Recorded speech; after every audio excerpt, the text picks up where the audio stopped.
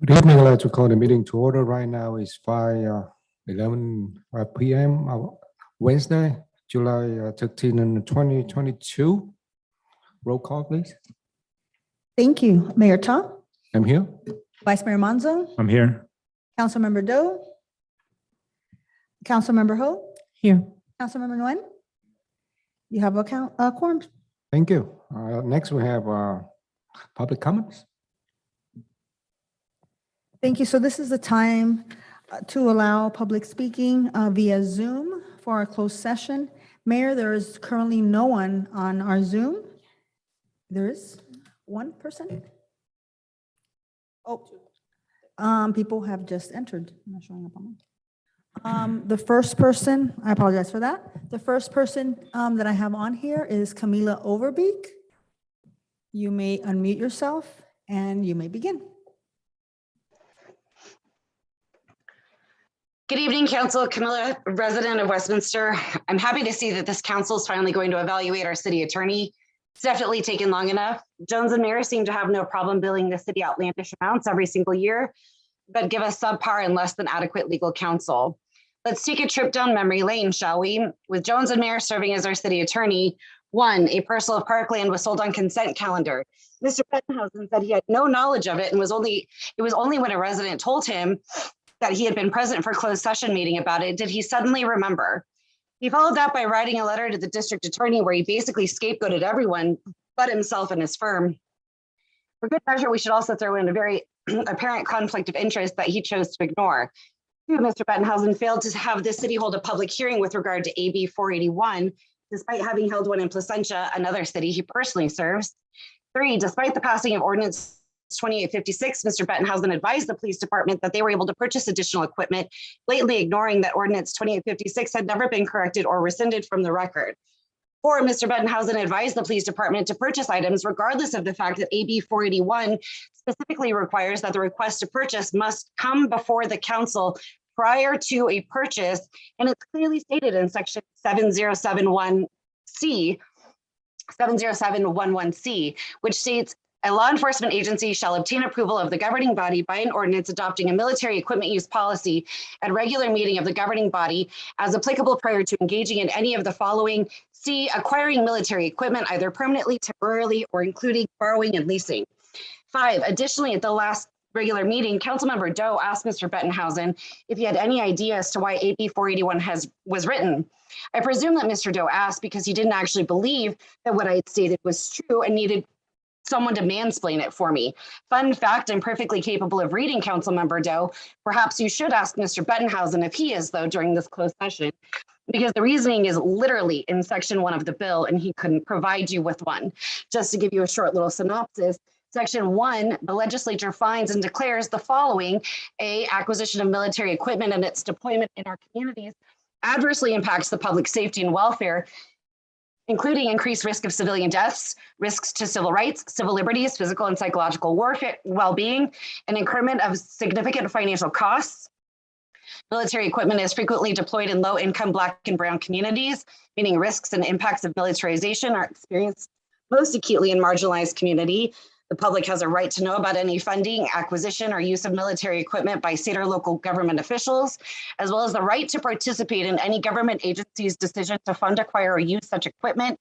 See, decisions regarding whether and how military equipment is funded, acquired, or used should give strong consideration to the public's welfare, safety, civil rights, and civil liberties, and should be based on meaningful public input. D, legally enforceable safeguards, including transparency, oversight, and accountability measures, must be in place to protect the public's welfare, safety, civil rights, and civil liberties before military equipment is funded, acquired, or used. And the lack of public forum to discuss the acquisition of military equipment jeopardizes the relationship police have with the community, which can undermine when law enforcement is seen as an occupying force rather than public safety service. All things I've brought to the attention of this council, yet our city attorney couldn't give you an answer. Christian, do you even read the bills that you're giving legal advice on? From where I sit, it appears not. Most recently at the special meeting on July 1st, Mr. Bettenhausen adamantly defended his position to allow Councilmember Nguyen to campaign on the steps of City Hall, despite Government Code 8314 being written in a clear and concise manner forbidding it. Mr. Bettenhausen likes to hide behind the First Amendment when it suits him and his wrongdoing. yet denies the public their right to exercise their First Amendment rights, such as when I asked to fly the Pride flag for Pride Month. Mr. Bettenhausen seems to give legal advice differently depending on who's doing the asking. It is my opinion that to keep Jones and Mayer, and specifically Mr. Bettenhausen as legal counsel, puts the city in significant legal jeopardy, and we run the risk of continued lawsuits that the city just cannot afford. Save your eye rolls for someone else, Christian. Your performance has been dismal. I vehemently oppose keeping Mr. Bettenhausen and Jones and Mayer as our city attorney. The residents of Westminster deserve far more than we have received. I implore this council to give Jones and Mayer notice and begin seeking a new firm.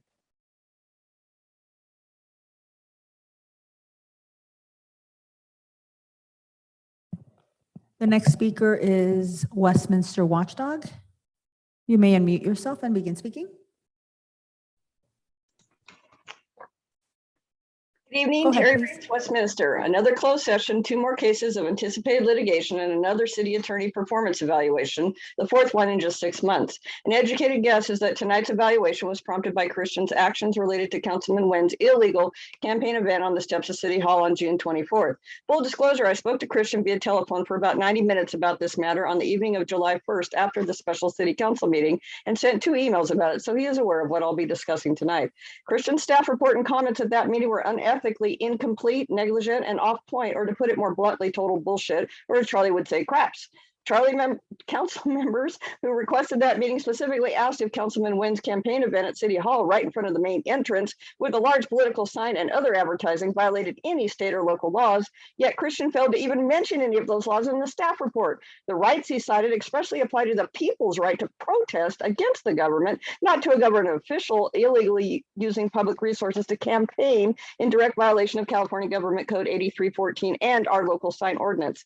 There is no doubt plenty of blame to go around. Councilman Nguyen was likely disingenuous with Christian and Christine about his event plans. Did he disclose there would be a dozen speakers, mostly speaking in Vietnamese, campaigning for and endorsing him from a podium just feet away from the entrance of City Hall? Did he disclose he would be displaying a large political banner and a smaller one on the podium? And for the love of God, stop calling it a press conference. It was a campaign event as defined by state law. Unlike Christian, I researched relative Supreme Court rulings on this matter, and I direct you to review United States versus Grace, 1983. The Supreme Court wrote, quote, public sidewalks forming the perimeter of the Supreme Court grounds, in our view, are public forums and should be treated as such for First Amendment purposes. The same protest rights would not apply inside the Supreme Court building or on the steps right outside the court, end quote. I would also direct you to review United States versus Coquinda, 1990, the Supreme Court wrote, quote, the government's ownership of property does not automatically open that property to the public, end quote. I will also direct you to review 2018 presentation to the League of California Cities by Erica Vega with Burke, Williams, and Sorensen, entitled Municipal Elections from Start to Finish, which stated, quote, use of City Hall and other public facilities for campaign activities is generally prohibited. California Government Code 8314 expressly forbids the use of public resources for campaign or personal purposes. The latter defined in section B1 is purposes for personal enjoyment, private gain, or advantage. Section B3 defines public resources as any property or asset owned by a local agency, including but not limited to land. Let me repeat that: land, buildings, facilities, etc. City Hall steps are city-owned land. Section B4 defines use of public resources as being substantial enough to result in a gain or advantage to the user. Prominent attorneys in Orange County agree this event violated 8314. Christian, you are not a constitutional lawyer or scholar. You are not a Supreme Court justice. In fact, you are not a judge in any court of law. Therefore, you do not have the credentials or authority to unilaterally interpret the United States Constitution and declare California Government Code 8314, enacted almost 70 years ago, as unconstitutional. By not dissuading Councilman Nguyen and Mayor Ta from conducting this event at City Hall, you might as well have contributed thousands of dollars to their campaigns. Images from this event are being used to promote Councilman Nguyen's campaign and solicit campaign contributions. Vietnamese refugees think of the mayor of Westminster as the president of South Vietnam, and they think of our City Hall as their capital. Nguyen could have easily held this event across the street in their campaign office at the bank building where they have held other press conferences, but he didn't. Why? Should this end up before the Orange County Grand Jury, Christian and Jones and Mayer will likely be the key focus, along with Councilman Nguyen and Mayor Ta. Other concerns include incorrect advice about putting a measure on the ballot, ambiguous wording for that measure, the illegal Liberty Park parcel sale, inconsistent procedure versus other cities, not thoroughly researching agenda items in advance, causing substantial delays in major policy decisions, and poorly worded resolutions and ordinances. So yes, I am disappointed with our city attorney, but now is not the time to look for a new one. Our city is in chaos right now. politically, financially, and legally. And trust me, believe it or not, Christian is far better than 95% of the city attorneys I've worked with out there. He is generally a good person who cares about our city and strives to be fair and accurate, but at times like this, he comes up short. My suggestion is for you to share your specific concerns with him and document them. And Christian, you should acknowledge you could have handled this matter better, apologize, and commit to do better going forward. Council, you should then set a date for a follow-up review in 6 months. Thank you. The next speaker is Amy Walsh. Please unmute yourself and you may begin.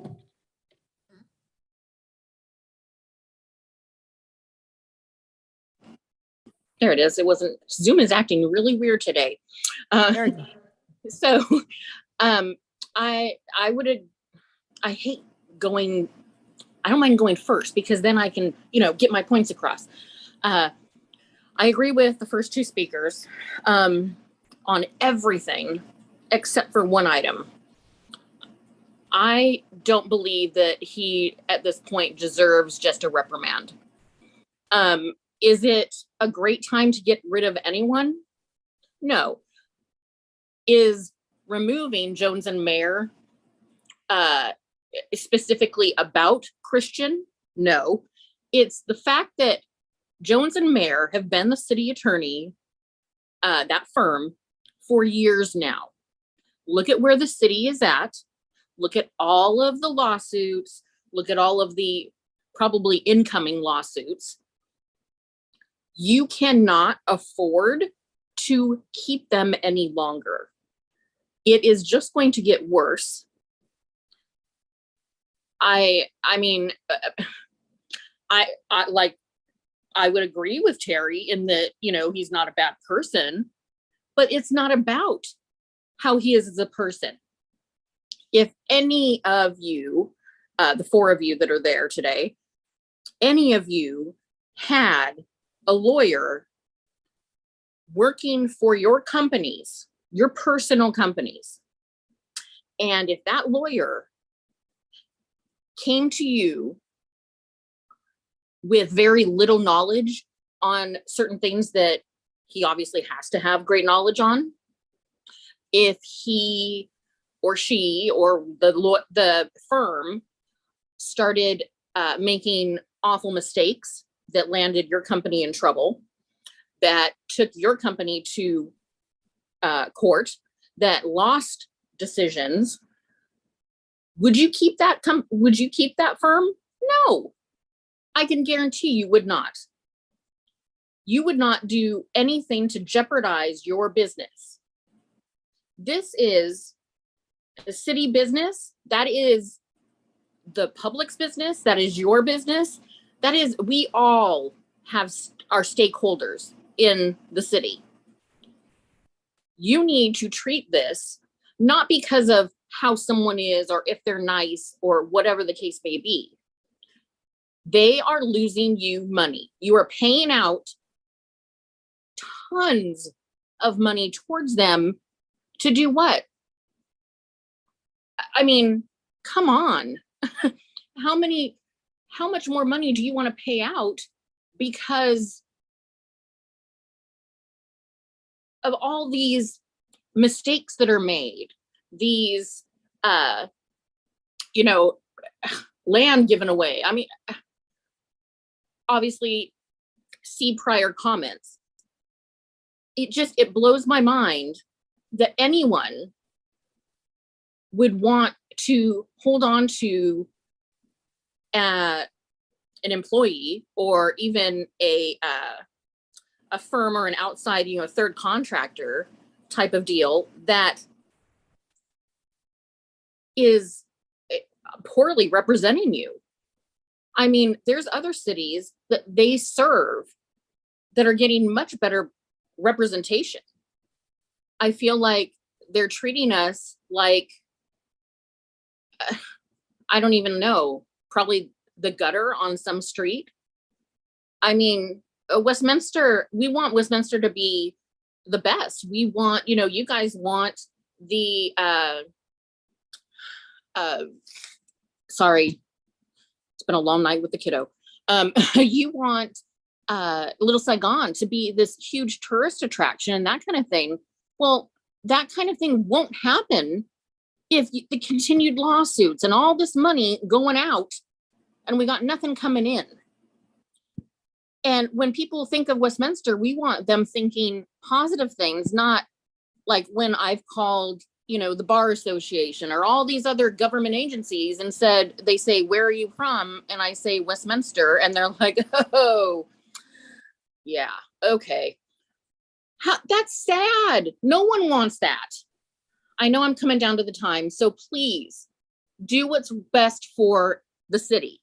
And what's best is to remove Jones and Mayer as the city attorney. Save some money. Thanks. Mayor, that concludes everyone raising their hand on Zoom. All right, Concludes so all I close public comment, and now we reset for closed section. Could you, on the record, reflect on here? Yes, duly Thank- noted. Thank you. Thank you very much.